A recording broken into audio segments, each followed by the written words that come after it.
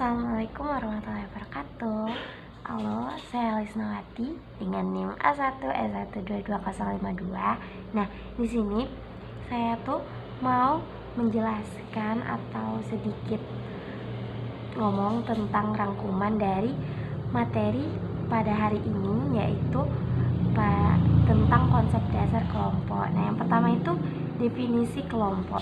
Definisi kelompok sendiri yaitu merupakan suatu sekumpulan individu yang memiliki kesadaran akan keanggotaannya dan saling berinteraksi satu sama lain yang mempunyai tujuan yang sama. Jadi satu kelompok itu punya tujuan yang sama.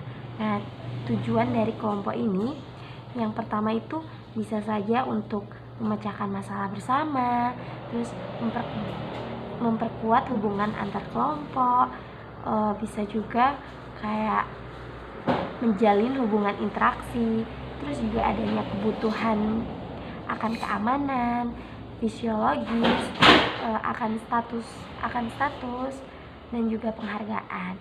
Nah, dari kelompok ini apa sih manfaatnya?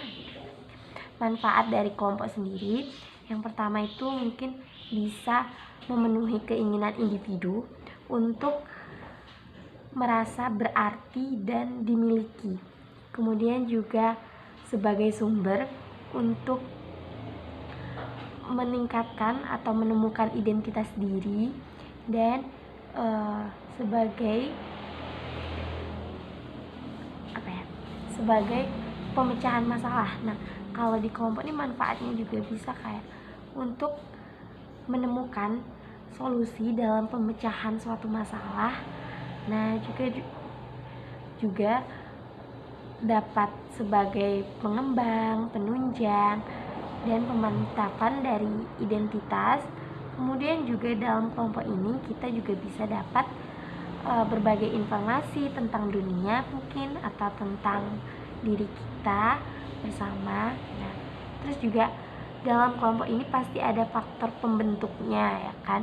Faktor pembentuk dari kelompok itu bisa dari kedekatan ini dalam lingkup mungkin yang geografis, suatu wilayah atau suatu ruang, suatu tempat gitu. Kemudian yang kedua itu ada kebersamaan, kesamaan. Maksudnya tuh kayak kesamaan minat, kesamaan sikap, karakter, terus juga kenyamanan, kepercayaan, nilai, keturunan, nasib, dan juga kepentingan. Nah, hal itulah yang bisa menimbulkan atau membuat terjadinya suatu kelompok. Kemudian pasti kelompok ini punya ciri-ciri, ya kan? Nah, ciri-ciri kelompok itu apa baik sih? Yang pertama itu terstruktur, berkaidah. Kelompok juga memiliki pola, memiliki sistem, memiliki tujuan yang sama tentunya, dan juga adanya kesadaran anggotanya mengenai norma dan nilai yang telah ditetapkan bersama. Terus juga yang terakhir itu ada jenis dari kelompok.